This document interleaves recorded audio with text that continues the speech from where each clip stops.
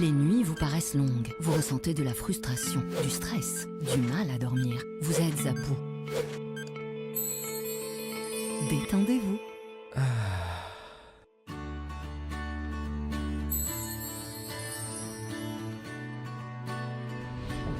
Réduction du temps d'endormissement, diminution des réveils nocturnes, relaxation. Une bonne nuit, ce n'est plus un rêve. Ce produit est un complément alimentaire sans dépendance disponible en pharmacie. N'hésitez pas à demander conseil à votre pharmacien. Mérinal, notre priorité, la qualité.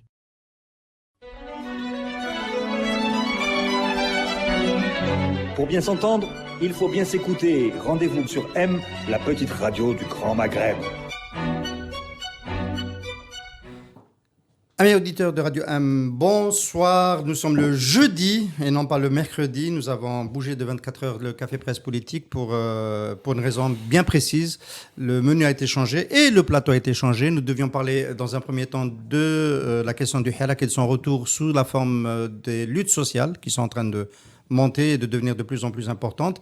Et nous avons décidé de changer de menu et donc de jour pour avoir le bon plateau pour cette question, suite à la déportation de Rachid Nekaz à l'Abiad Sidi Cheikh, une mesure qui, en tous les cas, moi personnellement, m'a choqué parce qu'elle m'a rappelé la période coloniale de Bessali Hadj et de Bourguiba, au moment où l'administration coloniale déplaçait les chefs de l'opposition et du mouvement national des pays du Maghreb au gré des décisions punitives. C'est un chapitre que je voulais évoquer avec vous, avec nos invités ici dans le Café Presse Politique, avant de dérouler le reste de l'actualité politique.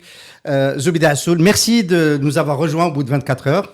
Oui, merci beaucoup. Tu étais à Taman Ras al-Balh pour défendre un détenu d'opinion. Badi Abdin. Badi Abdin, on en parlera. Sa décision sera pour le 1er. Le CPP vous a attendu pour pouvoir faire le point. Peut-être parler un peu plus près dans le micro. Merci en tous les cas beaucoup d'être avec nous ce jeudi après-midi. Merci beaucoup Abdelkrim Erzali d'être sorti de ta retraite pour venir commenter l'actualité politique de la semaine. Et également merci à Imad Boubkri pour continuer à nous accompagner dans le Café Presse Politique. Ça lui arrive assez souvent et aussi dans 5 sur 5. Comme ça, merci pour votre présence. C'est le 40e Café Presse Politique que j'anime à la place de Khaled Drani, ici, à Khaled Drani, toujours détenu à la prison de Koléa. Il n'est plus à côté de Rachid Nekaz. Ils étaient dans le même couloir et ils se tenaient compagnie l'un de l'autre. Khaled Drani qui passera ce soir sa 308e nuit en détention, et Khaled Drani dont nous revendiquons et nous réclamons la libération, la sienne et celle de tous les détenus d'opinion, comme nous le faisons depuis son arrestation.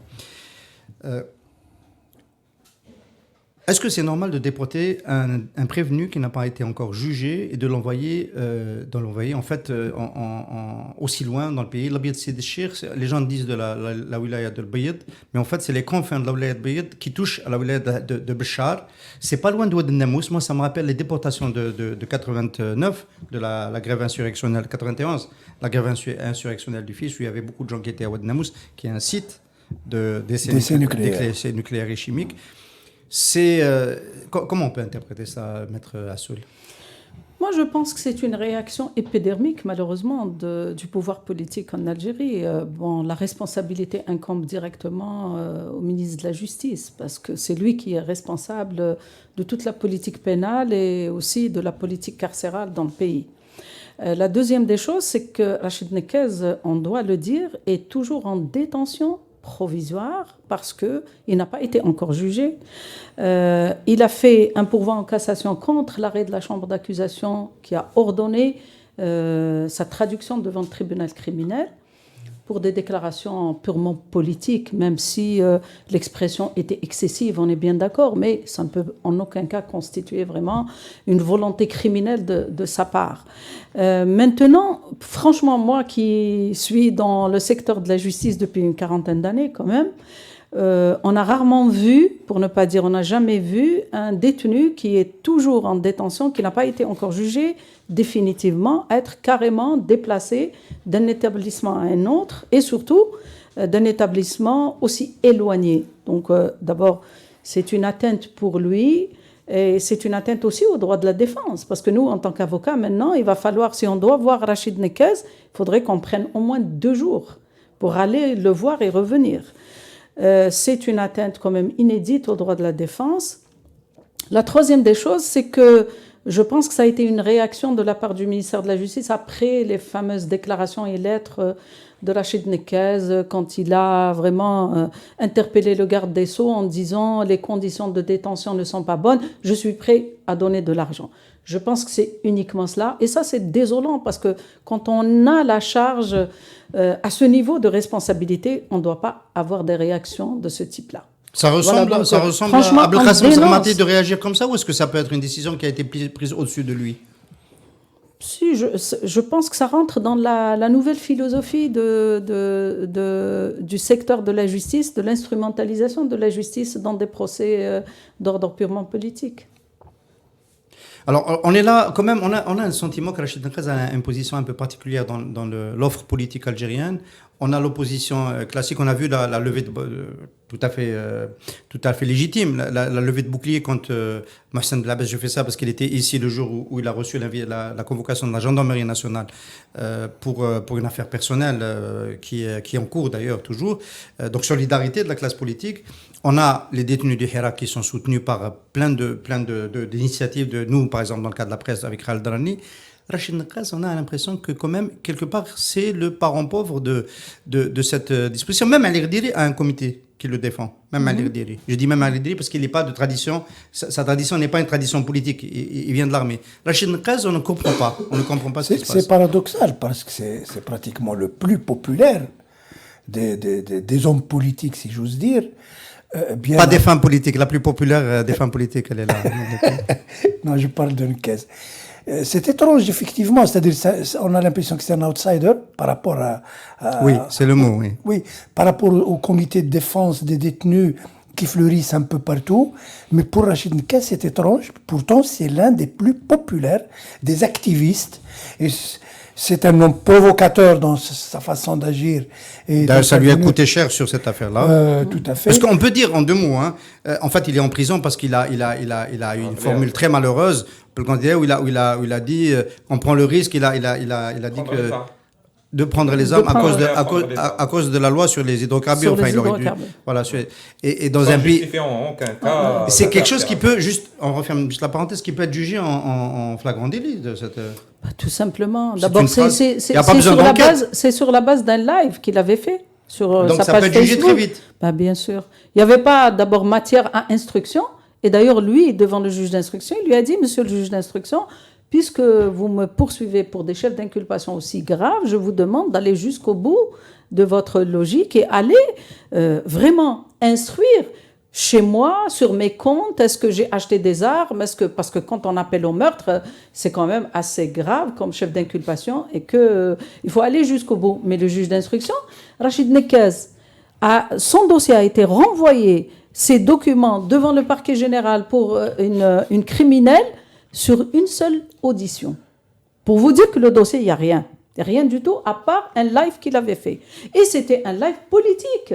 Quand vous dites quelqu'un est mort politiquement, ça ne veut pas dire que vous allez l'assassiner quand même. C'est exactement la métaphore qu'a utilisée Rachid Nekez pour dire attention, ne laissez pas les députés, encore une fois, permettre de vous dilapider des deniers des biens de l'Algérie. Voilà.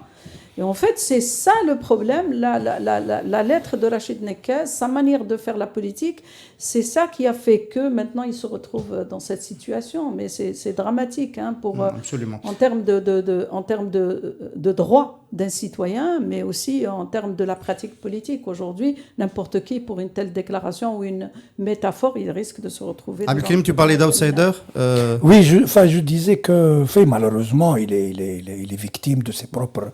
de son élan qui est spontané. Malheureusement, Rachid Nekez est un homme politique qui ne s'est pas donné les moyens de faire de la politique en ayant des conseillers en communication, en design politique pour pouvoir peser ses mots, etc. Quoique, ce qu'il a déclaré vraiment ne mérite pas tout ça. Mais on a l'impression qu'on a affaire toujours à un règlement de compte des pouvoirs publics contre tous ceux qui appellent à la mobilisation contre le système, tous ceux qui appellent à changer ce système, tous ceux qui appellent à changer la situation du pays, à aller vers un état de droit. Ayman D'abord, on doit rappeler qu'il était 2 fois candidat à la candidature pour la présidentielle, donc c'est d'abord un homme politique de premier plan. Oui. C'est très, très important de le rappeler, mais malheureusement, il est défendu que par ses supporters. C'est malheureux et pour la classe politique, c'est pas nouveau, mais pour le Kanekez, c'est flagrant. Pour le Kanekez, c'est flagrant parce qu'aujourd'hui c'est lui, demain c'est les autres et ça va, je pense que ça va continuer. Moi, je veux d'abord pour ce transfert vers la wilaya d'El Bayed, la prison d'El Bayed. Il y a d'abord le Bied Sidchir. C'est la wilaya d'El Bayed, mais c'est le Bied Sidchir. Donc il y a déjà la détention provisoire qui est de trop. Ça, c'est déjà un point.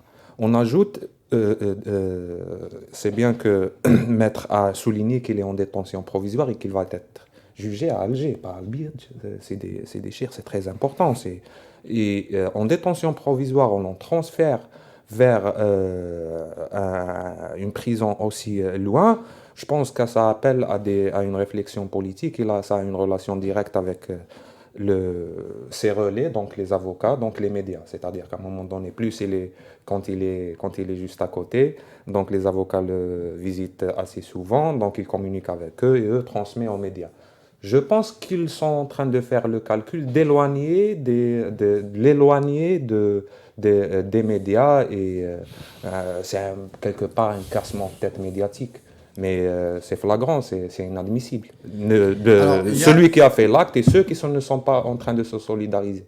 Alors, je veux juste rappeler, Hussein, quand même, pour dire les choses comme elles se présentent. Non, Rachid Nekez, quand sa détention provisoire a été renouvelée, après les délais légaux prévus et codifiés par le Code de procédure pénale, l'arrêt de la chambre d'accusation lui a renouvelé avec effet rétroactif. Nous avons fait une conférence de presse sur cela et je tiens juste à signaler... La faute matérielle. Faute grave, violation de la loi manifeste. En principe, il aurait dû être automatiquement il y a eu relâché. de la solidarité. Mohsen Ben Abbas, le président du RCD, était présent. C'était dans mon bureau à moi qu'on avait fait cette conférence de presse. Il y avait Samir Belarbi, il y avait Mustafa Bouchachi. Non, il y avait une solidarité. Les gens étaient là. Et on a dénoncé collectivement cet arbitraire de l'administration, mais de la justice. Et c'est là où Rachid Nekez a envoyé une lettre au garde des Sceaux en disant la chambre d'accusation m'a renouvelé ma détention en dehors des délais, donc je suis en détention abusive et arbitraire. Et il faut me libérer. Et on a fait après une demande de liberté provisoire qui a été encore rejetée.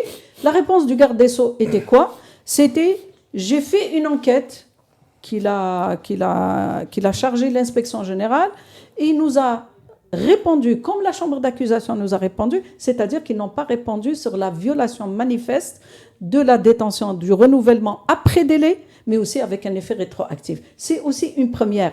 Et aujourd'hui, on ne peut pas dire que Rachid Nekez a été vraiment déporté juste comme ça. D'abord, Rachid Nekez est en détention abusive parce que il aurait dû être libéré. Voilà, il aurait dû être libéré. Au lieu que la justice corrige en fait cette violation, au contraire, ils ont préféré encore aggraver la situation et de le déporter comme ça. Donc c'est vraiment un acharnement. Le moins qu'on puisse dire, c'est un acharnement.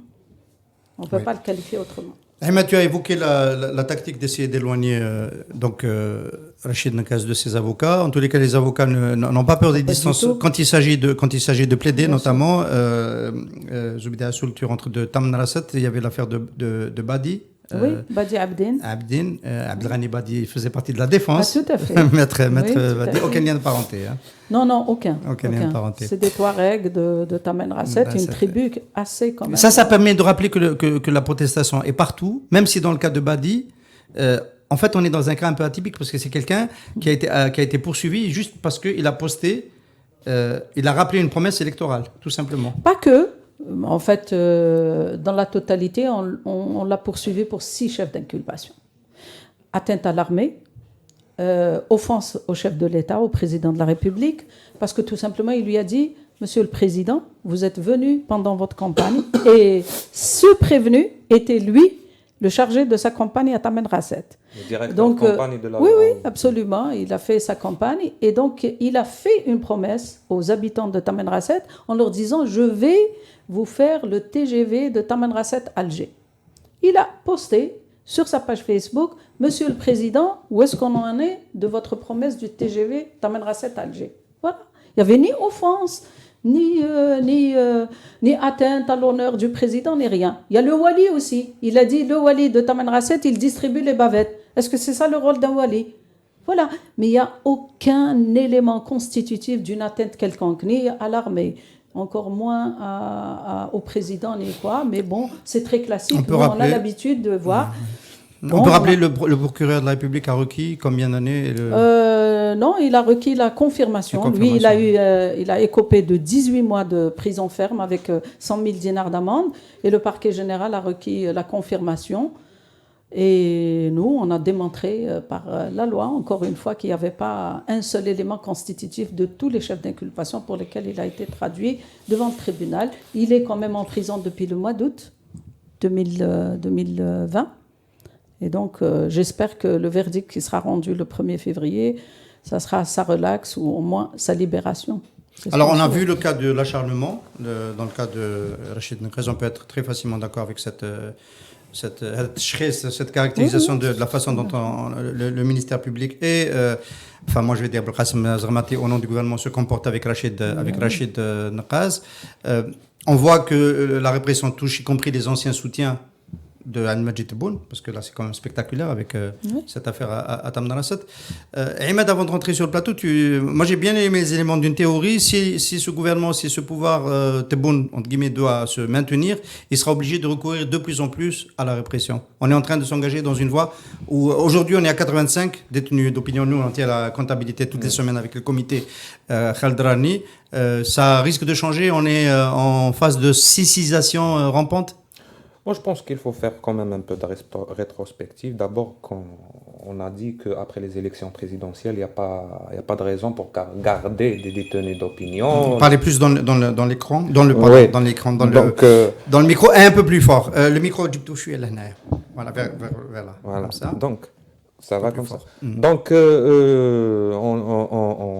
nous avons dit après les élections présidentielles, il n'y a pas de raison qu'il y aura des détenus d'opinion parce que leur objectif était de tenir ces élections. On a dit une fois Tebboune va être installé, il y aura le gouvernement, il y aura les changements qu'il faut et il n'y aura pas de... On a dit qu'il y aura les élections, qu'il y aura la Constitution, après la Constitution, il y aura, etc. Ce qui, vu toutes ces données, personnellement, je pense que je penche vers l'hypothèse que cette manière de réprimer s'inscrit dans une logique durable. Parce qu'on a vu qu'il y a non seulement des poursuites judiciaires, il y a en parallèle des changements du code pénal, de la loi sur les fake news, etc., etc. Donc tout ça, j'ai l'impression qu'il y a un dispositif juridico-répressif qui se met en place et qu'ils sont en train de l'utiliser, je vais appeler ça de la terreur raréfiée. C'est un peu ça, c'est maintenir une certaine terreur dans le climat politique et à un moment donné continuer d'encercler en quelque sorte et le Hirak et les acteurs tel Hirak, en plus les acteurs intermédiaires, parce que ça ne touche pas uniquement les jeunes Hirakis, ça touche des politiques, ça touche des femmes ces derniers temps. On a parlé de Mostaganem la semaine dernière, Madame Touat. Mostaganem, il y a clairement une volonté de choquer, il y a clairement une volonté de faire peur. Est-ce que c'est si vrai que ça? On a récupéré Mohamed Tadjadid et ses 2 co-détenus de la Casbah. Eh bien oui, ça fait partie de la gestion. Ça fait partie après de la gestion qu'on gère. Pour moi, ça fait partie de la gestion. Mohamed Tadjadid, ça fait trop de bruit. C'est Alger. Alger, c'est la capitale. Si le Hirak revient à la capitale, il reviendra partout. C'est la vitrine. Il a été déjà en prison. C'est un peu abusif de l'avoir plusieurs fois en prison. Zoher Kdam est exactement dans le même cas, il était en prison, il est sorti, après ils l'ont amené, maintenant il est dehors. Et je pense qu'ils n'hésiteront pas encore une fois à les mettre tous les deux en prison, si l'occasion va se présenter.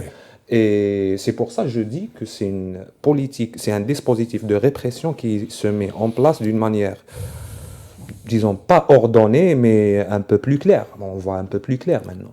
Alors, dans cette gestion-là, il y a un moment sur lequel on n'aura pas le temps de beaucoup s'attarder, mais qu'on va évoquer quand même rapidement, Abdelkrim, si tu veux, c'est que dans la politique répressive du Hirak, il y a toujours eu un pendant, surtout du temps de Ahmed Gaïd Saleh, c'était de réprimer ce qu'on a appelé la Isaba. Donc, on a d'abord commencé par réprimer la Isaba, d'ailleurs, avant de s'attaquer à des figures du Hirak. Il y a avec l'élargissement de Nazar, du Jean El-Tawfiq, etc., l'opinion commençait à s'attendre à ce qu'il y ait un retour de manivelle avec l'élargissement aussi d'autres figures plus proches du cercle présidentiel de l'ancien président, d'Abdelaziz Bouteflika. Ce matin, on est jeudi, il y a eu la confirmation des détentions, des condamnations de Abdelmalek Sellal et de Ahmed Ouyahia. Est-ce que c'est une surprise? Est-ce que aussi, je pose la question pour vous permettre à tous de répondre, est-ce que Ahmed Ouyahia n'a pas bien manœuvré, parce qu'avec cette histoire de l'or, il a choqué l'opinion, et il y en a qui ont pensé qu'il allait mettre en difficulté ceux qui tiennent le pouvoir maintenant, parce qu'il peut laisser entendre et peut-être même montrer qu'eux-mêmes ont profité des mêmes cadeaux, ce qui, moi, personnellement, ne m'étonnerait pas du tout. Et donc, est-ce que, surpris ou pas surpris par le fait que ça soit maintenu tel quel, les peines, qu'elles aient été maintenues? Non, moi je ne suis pas surpris. Moi je pense que le système est en train de gérer pratiquement au jour le jour. Je ne pense pas qu'il ait vraiment une stratégie comme ça. La répression, il est clair que c'est un instrument de renforcement de ses positions, c'est clair. Mais pour le reste, je crois qu'il improvise. Il n'a pas vraiment une stratégie affinée, travaillée, réfléchie, avec des conseillers intelligents qui le mettent sur une voie claire, avec des perspectives claires. Par rapport à Ouyahia, je pense qu'il a essayé de faire pression sur le pouvoir. Il a essayé de menacer. Malheureusement, il en a trop dit ou peu dit. C'est-à-dire, il a mal manœuvré, il a mal choisi sa stratégie de défense. En sortant l'affaire des lingots d'or, il voulait apparemment menacer d'autres personnes qui sont toujours au pouvoir pour essayer de les amener à une attitude beaucoup plus clémente, réconciliante. Mais apparemment, puisque le verdict est confirmé, ça confirme qu'il a mal manœuvré pour sa défense. Zubida Assoul, l'armée a essayé de se réconcilier avec elle-même, avec donc l'élargissement des généraux, une partie d'entre eux, il y en a toujours qui sont en prison. Mais au niveau du personnel civil, c'est plus compliqué, visiblement. Oui, visiblement. D'ailleurs, moi, depuis le départ, j'avais appelé que les mêmes mesures soient appliquées aux civils. C'est-à-dire qu'on sait très bien que beaucoup de délits d'opinion, beaucoup de détenus d'opinion, des détenus politiques qui sont là juste par la volonté de l'ancien chef d'état-major qui a décidé justement, toute voix discordante, de leur fabriquer des dossiers, de les mettre en prison. Donc s'il y a mesure justement de réhabilitation, il faudrait qu'elle touche tout le monde. Maintenant, le problème qui se pose, c'est que dans toute cette histoire, on essaie comme si on veut disculper le chef de l'État, Abdelmajid Tebboune. Je suis désolée, il est responsable et comptable politiquement et juridiquement de la situation, parce que quand même, ça fait plus d'une année qu'il est là, et il est comptable de cette situation. Ah oui, bonne question. Mais j'entends, il est là, je dis, il est où? Ben oui, personne ne sait. Aujourd'hui, l'Algérie, le pays entier, que ce soit sur le plan politique, économique et social, vit au rythme de la maladie de M. Abdelmajid Tebboune, de son état de santé. Et ça, c'est quand même gravissime. Hein. C'est pas possible. On peut pas prendre en otage tout un pays, 42 millions d'Algériens et d'Algériennes, parce que le chef de l'État est malade. On est toujours dans l'opacité, parce que personne ne sait exactement qu'est-ce qu'il a, ni où est-ce qu'il est, à part le pays, l'Allemagne. Et donc aujourd'hui, qui dirige le pays, qui prend des décisions, on ne le sait pas. Mais juridiquement, constitutionnellement, surtout qu'il s'est octroyé beaucoup de prérogatives, bien plus que Abdelaziz Bouteflika, avec cette constitution aujourd'hui est lettre morte. Tu sais pourquoi, Ihsan? Beaucoup de gens qui font la propagande du pouvoir nous disent oui, la nouvelle constitution, les droits, par exemple les associations sur simple déclaration. Mais il y a 2 articles dans cette constitution qui a été publiée, qui est maintenant effective. Il y a 2 dispositions dans les dispositions transitoires, l'article 224 et 225. Le 224, il vous dit les institutions qui ont été changées dans cette constitution, ils ont 1 année pour se mettre en adéquation avec la nouvelle constitution. Par contre, les lois, toutes les lois, restent en vigueur, celles-ci, et ne vont pas être mises en conformité avec la nouvelle constitution. Il vous met une rédaction tout à fait élastique, c'est-à-dire dans un délai raisonnable. Ce délai raisonnable, il peut prendre 10 ans, 5 ans, j'en sais rien. C'est la tradition du législateur algérien. Non, cette constitution est vraiment, là, c'est pas possible. Alors, je vais donner un c'est tellement exemple important, qui intéresse. j'en profite juste pour rappeler, Oui. on a célébré le 10e anniversaire de la révolution du Jasmin, Oui. en janvier 2011, Oui. et le président du Conseil constitutionnel qu'on a eu le plaisir d'interviewer, Mustafa Ben Jafar, nous a rappelé que la Cour constitutionnelle prévue En par la Tunisie Constitution, n'a jamais été vu le 10 jour. ans après. Oui. 10 ans après. Mais c'est pour Donc ça que je vous dis, c'est les genres de un exemple dispositions. manifeste, tout à fait. Et là, aujourd'hui, C'est pas la même chose, il n'y a on aucune risque- comparaison. Non, c'est pour dire on que dans parle un pays, dans un pays où il y a un déjà, processus révolutionnaire, voilà. où les gens sont mobilisés, et on a réussi quand même du temps de Badji Rez, c'est lui qui a roulé le Karta, là, les lois qui ne changent pas et dans un délai raisonnable, en fait, on reste sous le régime de l'urgence et de l'état de siège. Non, pas que ça, Ihsan. Je vais donner un exemple très concret qui peut-être peut intéresser les gens qui croient qu'en allant vers des élections législatives, quelque chose va changer. Vous savez, les élections législatives, il y a un projet de loi d'amendement du régime électoral, d'ailleurs qui est devenu un code pénal bis, entre parenthèses, parce qu'il y a plus de dispositions pénales que d'autres dispositions. Mais de l'autre côté, c'est-à-dire que la nouvelle constitution vous dit qu'aujourd'hui, vous pouvez créer une association sur simple déclaration. Mais par contre, le deuxième alinéa de cet article, il va vous dire la loi va déterminer les conditions, etc. Mais cette loi, si on revient à la disposition de transition... C'est celle de maintenant. Voilà, c'est celle de maintenant. Donc rien n'a changé. C'est une simple formulation de dire il va y avoir un mouvement associatif qui va être créé, etc., etc. Mais finalement, vous êtes lié par l'actuelle loi sur le mouvement associatif. Et donc, c'est toujours l'administration qui donne les agréments. Ce n'est pas la Constitution, parce que la Constitution, il faut attendre l'amendement de la loi sur le mouvement associatif, etc., etc. Donc, voilà une volonté déterminée que rien ne changera. Alors, il y a dans cette situation qui vient d'être décrite par Maître Assoul, la difficulté pour l'opposition, y compris peut-être pour le Hirak et ses avant-gardes plus ou moins liés et organisés, d'interpeller un centre de pouvoir dans le système, un centre de pouvoir. La Constitution renforce les pouvoirs du président, mais en même temps, on sait bien que c'est pas Abdelmadjid Tebboune qui décide, notamment avec la maladie. On a du mal à l'imaginer, ou peut-être qu'il le décide, mais que c'est challengé, que c'est contesté au sein du système. Et donc, je pose la question inévitable, qui dirige en ce moment l'Algérie? Ahmed. Qui dirige le club des décideurs, comme toujours. Donc, est-ce qu'il existe c'est la vraiment? Est-ce qu'il est République. formalisé?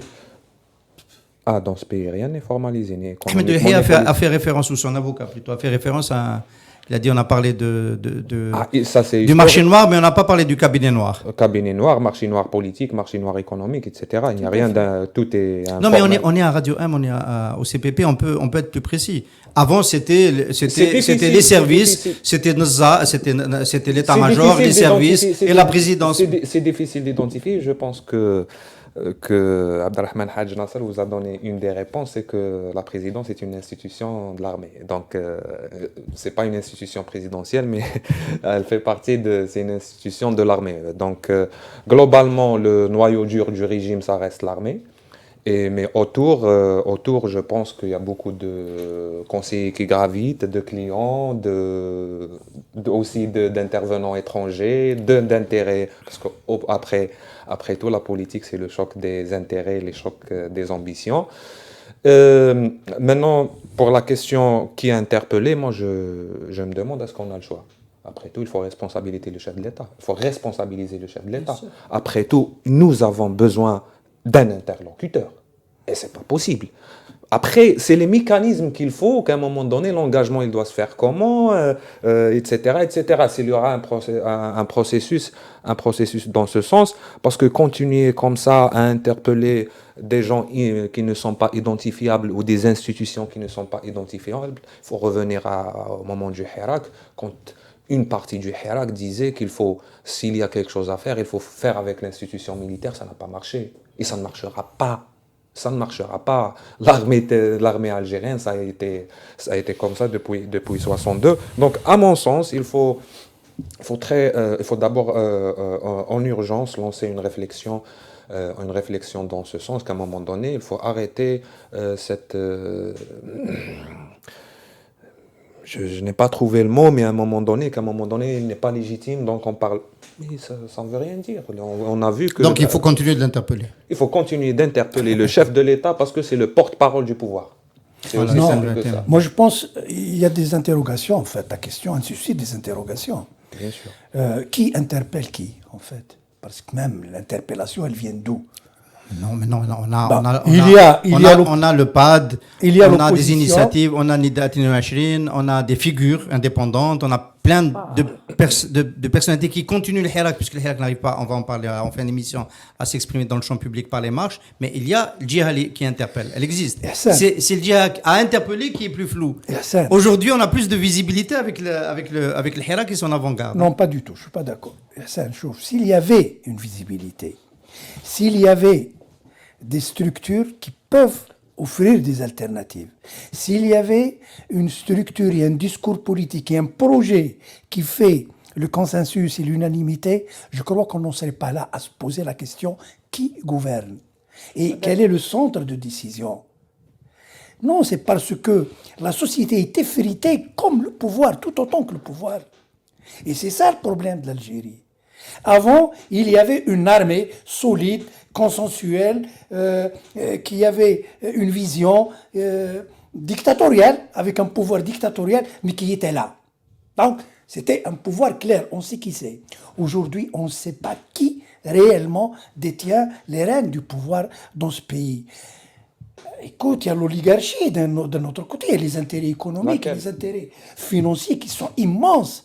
Et une bonne partie du pouvoir et des décideurs est liée à ce pouvoir de l'oligarchie, le pouvoir de l'argent et les intérêts personnels, les intérêts de clans. Et il y a des luttes de clans au sein même du pouvoir. Alors...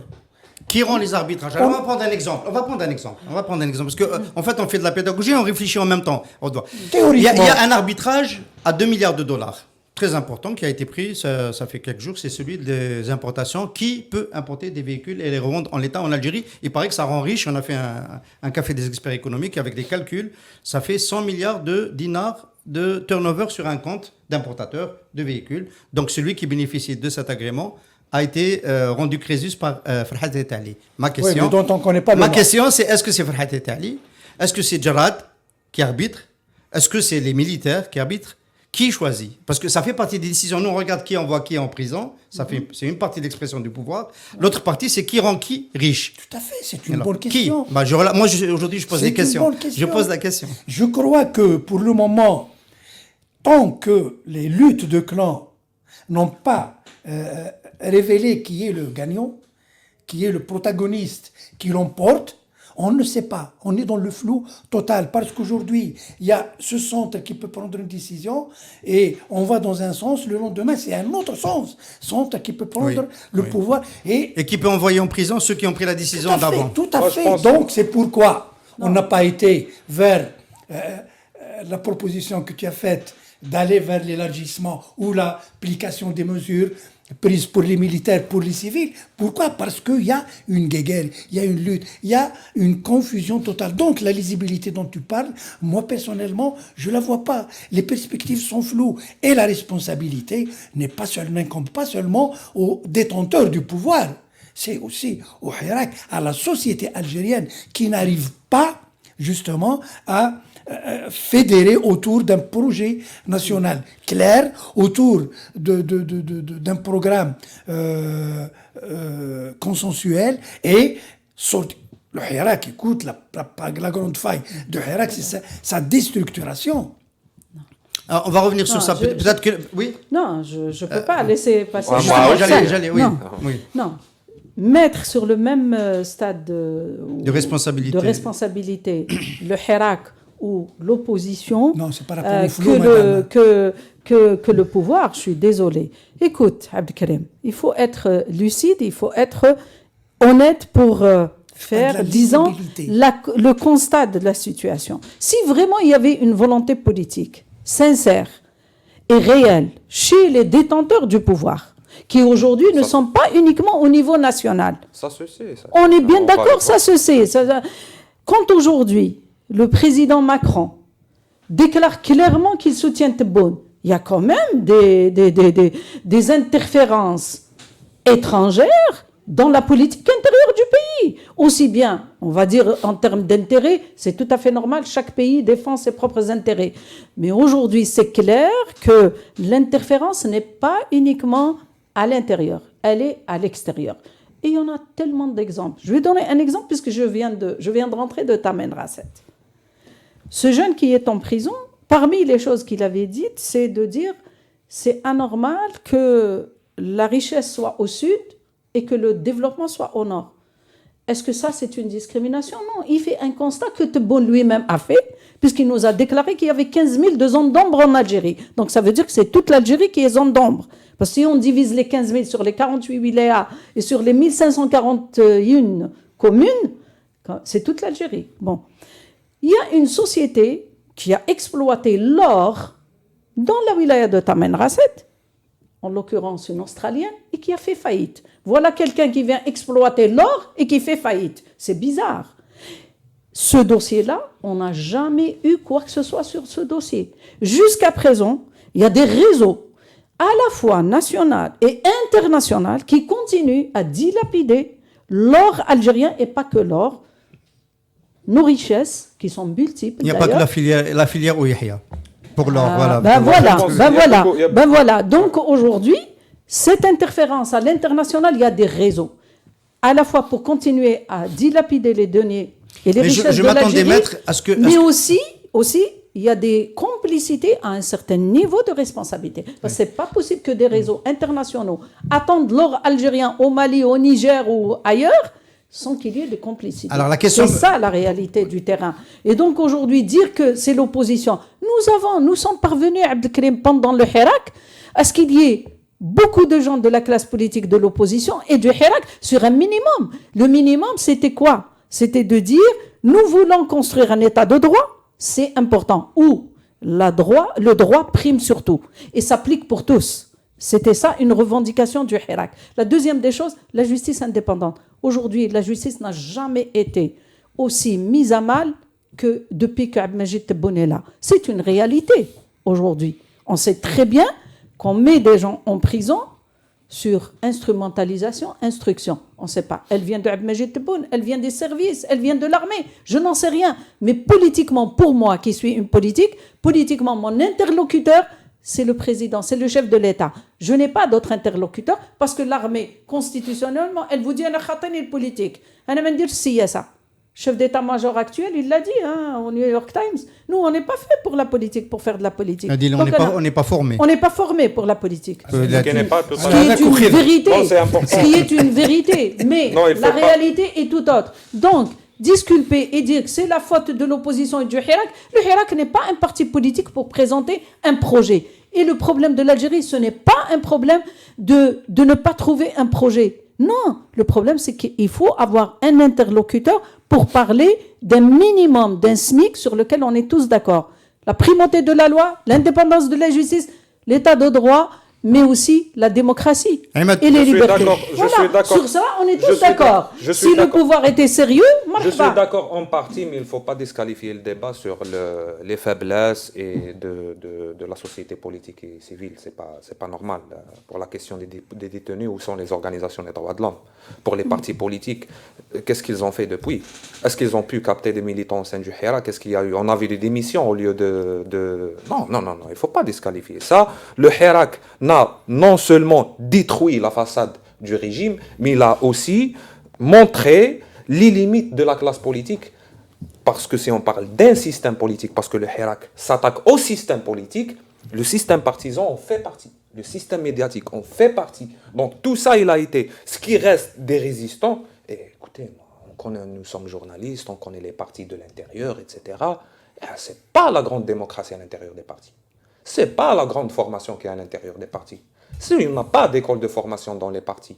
Il n'y a pas un travail sérieux. Où sont les partis qui sont engagés sur le dossier des détenus? C'est un dossier sur lequel on peut faire un zoom sur la question de l'engagement des acteurs qui sont sur la scène, mis à part les avocats, mis à part les jeunes qui s'organisent, qui font des comités, qui font des lives, qui sont en train qui s'engagent, mis à part la CNLD, c'est-à-dire les activistes du Hirak ont senti un vide qui les a poussés à créer des organisations informelles comme la CNLD pour défendre une question aussi importante.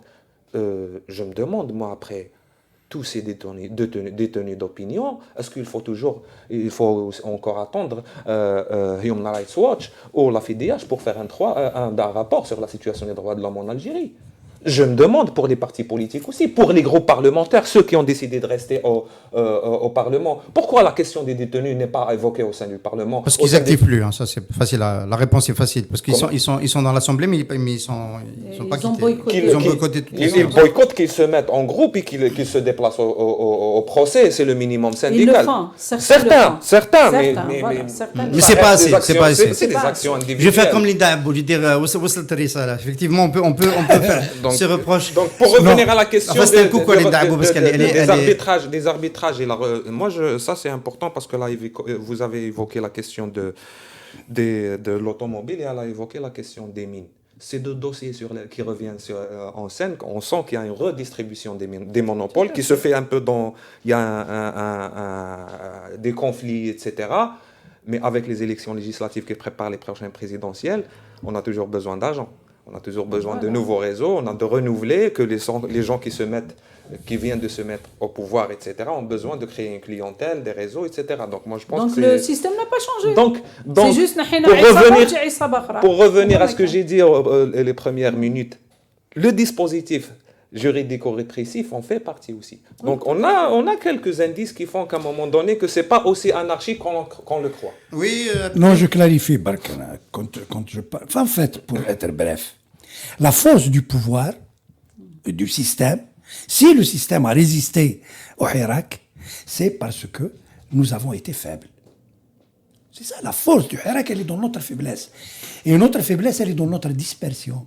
Nous n'avons pas une plateforme nationale. Mais pour qu'elle se fasse, il faut qu'il y ait des libertés de réunion. Bien sûr. Il faut qu'il y ait l'accès aux médias. Ah non, la classe politique. Avec la pandémie, est-ce qu'aujourd'hui, quand vous avez assisté... Attendez.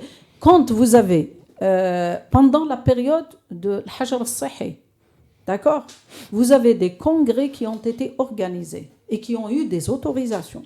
Alors que nous, Filpad, Ihsan, à chaque fois, pour avoir une salle, on a toujours... pire, le RCD n'a pas pu tenir un conseil national. Le refus. Donc, la réalité est que ce pouvoir-là, il ne veut pas de liberté. C'est clair. Aujourd'hui, on le voit, même si la Constitution parle des libertés. Mais aujourd'hui, il n'y a pas de liberté, puisque la preuve, vous parlez de démocratie, vous parlez de liberté, vous parlez de droit d'expression, vous parlez de la liberté de la presse. Est-ce que pour autant quelque chose a changé, Ihsan, depuis ? Bien au contraire, les choses ont empiré.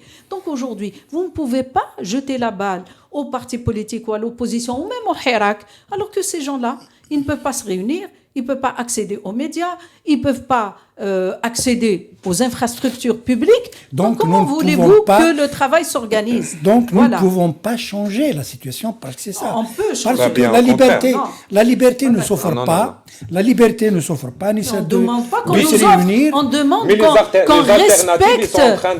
On nous demande qu'on respecte la Constitution. Les médias, il y a les réseaux sociaux, il y a de plus en plus d'émissions sur les réseaux sociaux, sur Zoom.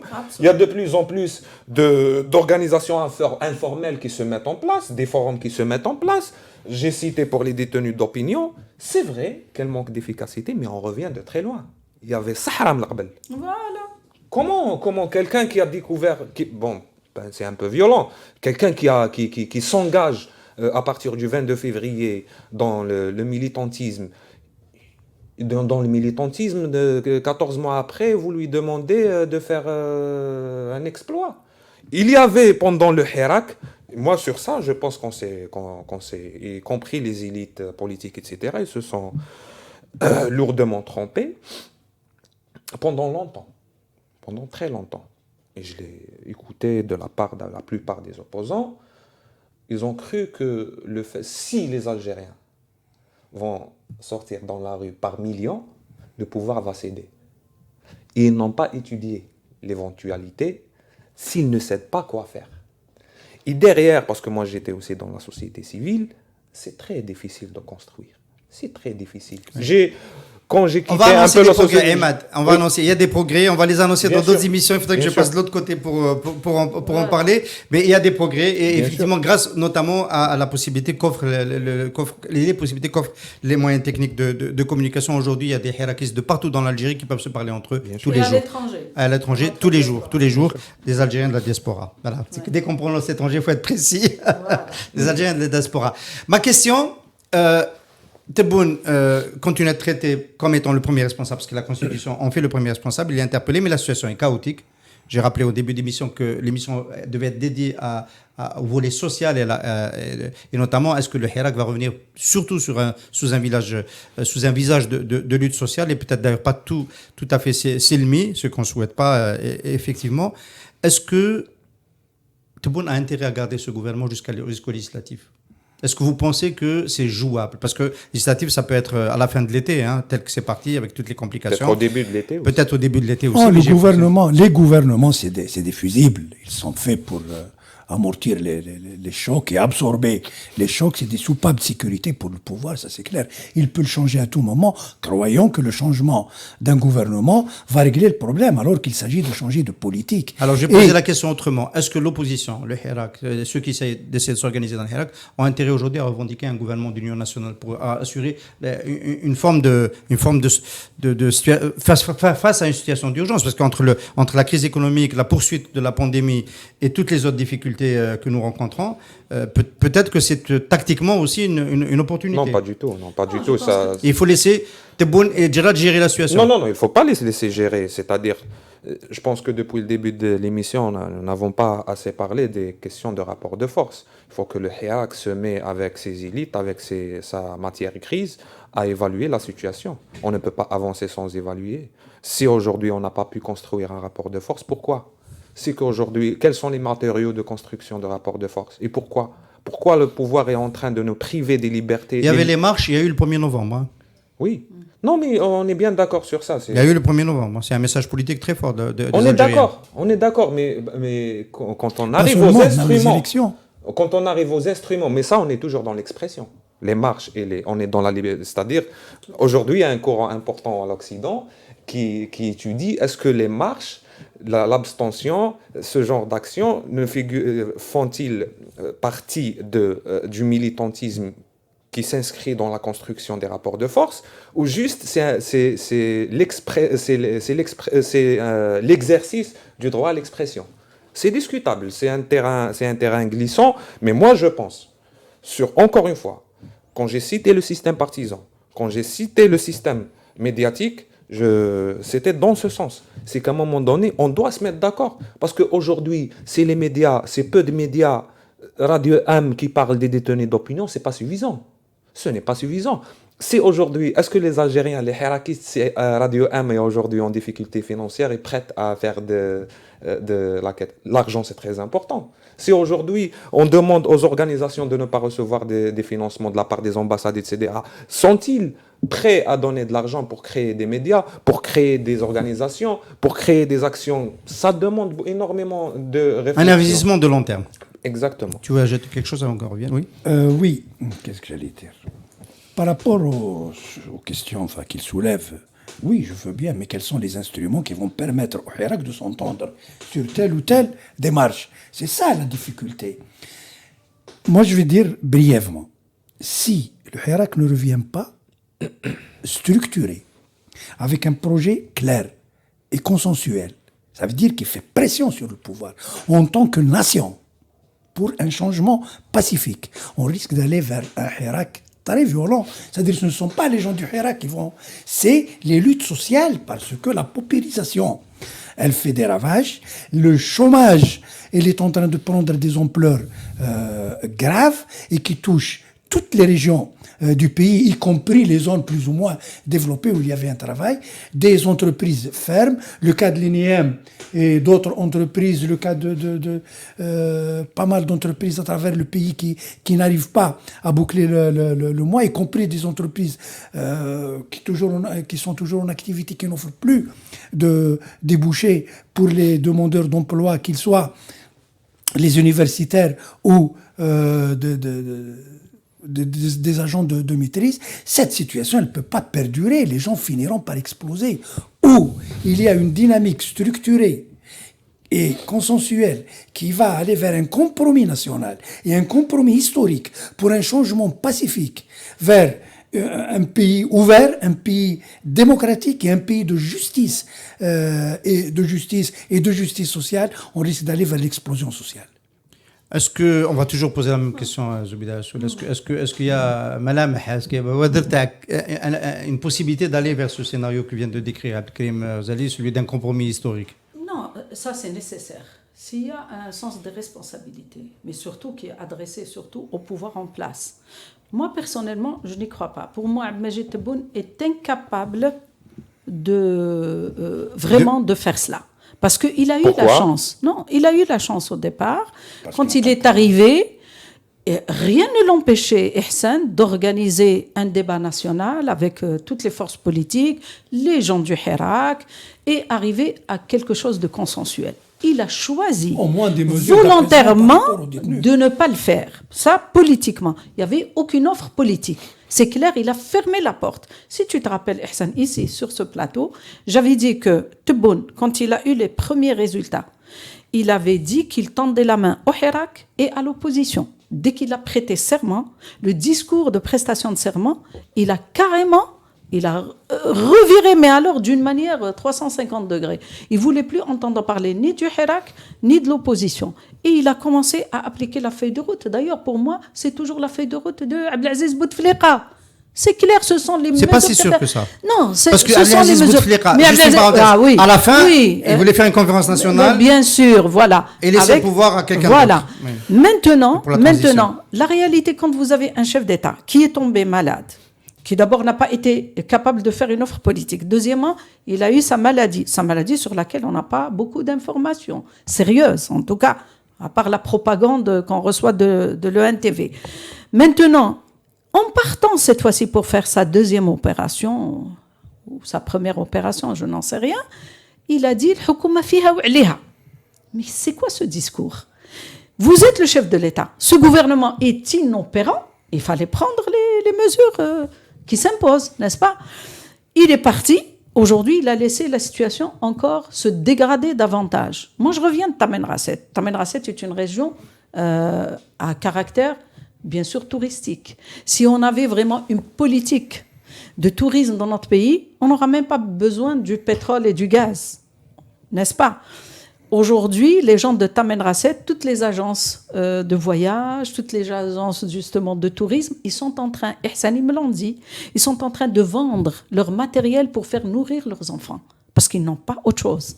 Sur le plan économique, c'est un désastre aujourd'hui. La situation est explosive. Sur le plan social, aujourd'hui, Abdelkrim parlait des entreprises privées ou publiques. Moi, je ne fais pas de différence. Mais aujourd'hui, hier, le ministre de l'Énergie, il est passé sur une chaîne, n'est-ce pas? Qu'est-ce qu'il nous a dit pour Sonatrach? Pour Sonelgaz, je crois. Sonatrach aussi. Sonatrach et Sonelgaz. Il y a quelques jours, il a dit que Sonelgaz, il n'y avait pas de financement par le trésor public. Voilà, déficitaire. Sonatrach, c'est complètement délesté de toutes ses compétences.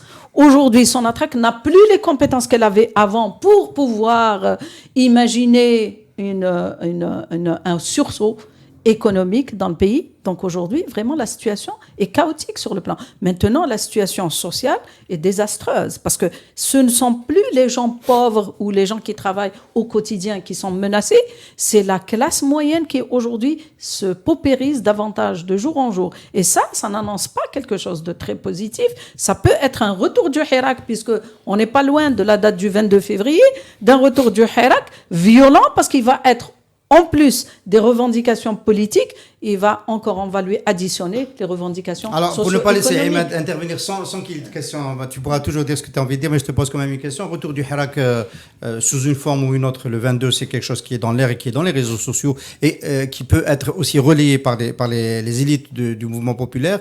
Est-ce qu'il n'y a pas aussi la possibilité que le pouvoir qui a constitutionnalisé la date du 22 février, il n'y a pas cette possibilité-là qu'il tente une opération de récupération pour en faire peut-être un jour férié? Alors, pour rebondir sur... Répondre et rebondir après? C'est lié, c'est des questions D'accord, liées. Donc, ok. On va finir là. C'est juste, je suis juste un commentaire. C'est que moi j'ai l'impression qu'à chaque fois on met un sujet sur la table, on n'essaie pas d'étudier tous les scénarios. Dans les années 90, c'est la paupérisation totale. Vous allez me dire à quel prix, mais il faut y penser. Donc la question sociale n'est pas forcément une question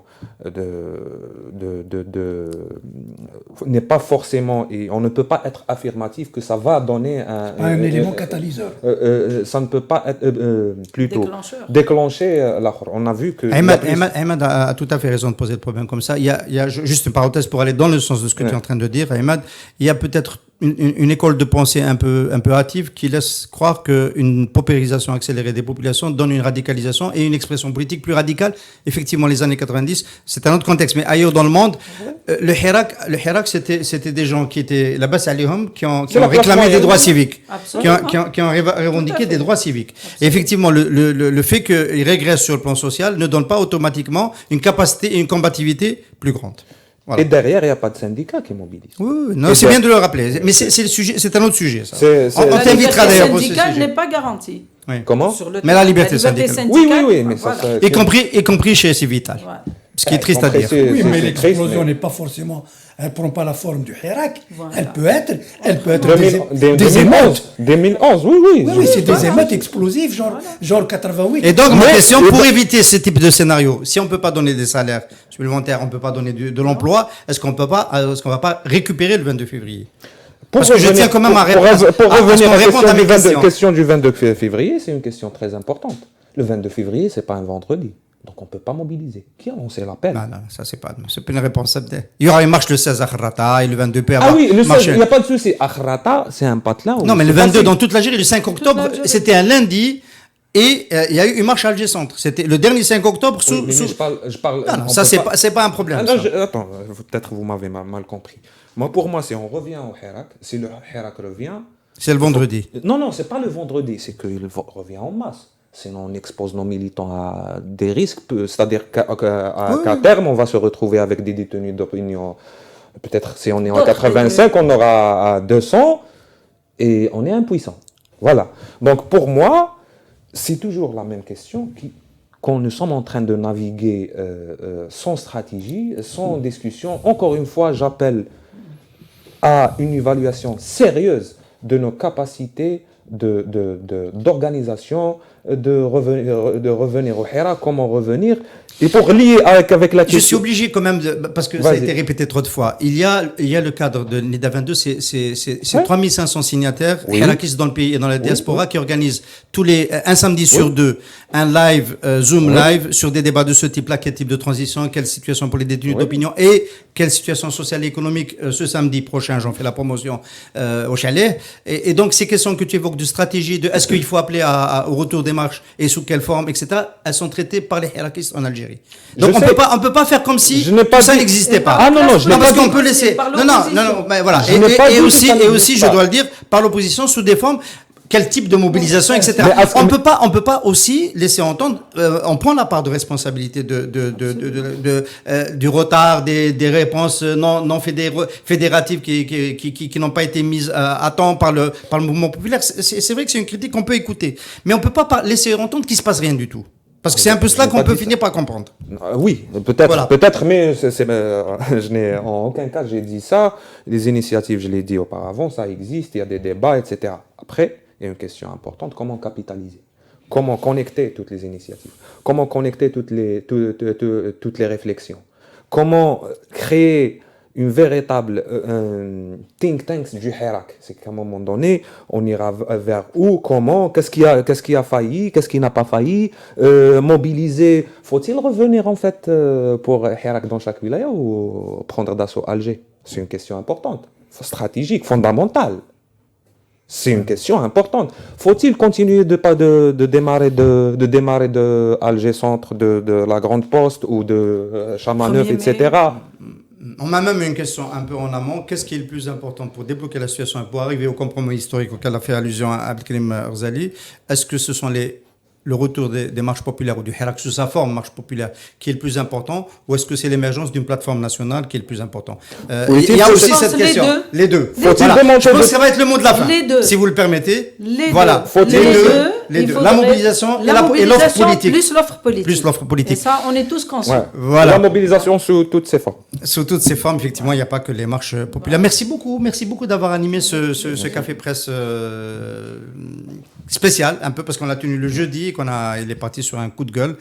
Encore une fois, toutes nos pensées à Rachid Nakraz. Je connais l'Objet de Sidchir, c'est pour ça que je suis aussi en particulier choqué. Les gens de l'Objet de Sidchir, ce sont des gens extrêmement généreux et hospitaliers, mais il sera en prison, il ne pourra pas en profiter. Il faut dire un message à sa famille, à sa femme, à son fils, que les avocats sont toujours mobilisés pour Rachid Nakaz. Voilà. Merci beaucoup. Et pour tous les détenus d'opinion. Merci pour la disponibilité. Voilà. Merci Imad. Merci, à très bientôt. Inch'Allah. Merci Abdelkrim. Je t'en prie. Voilà. À très bientôt. Merci amis auditeurs de continuer à nous suivre et à nous soutenir comme vous le faites. Et à très bientôt.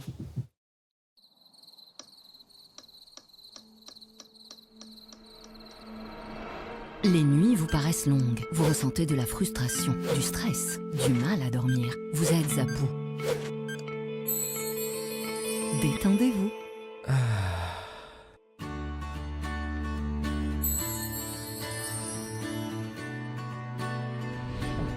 Réduction du temps d'endormissement, diminution des réveils nocturnes, relaxation. Une bonne nuit, ce n'est plus un rêve.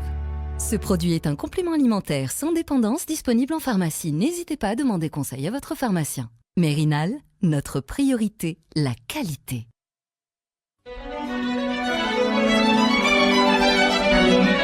Pour bien s'entendre, il faut bien s'écouter. Rendez-vous sur M, la petite radio du Grand Maghreb.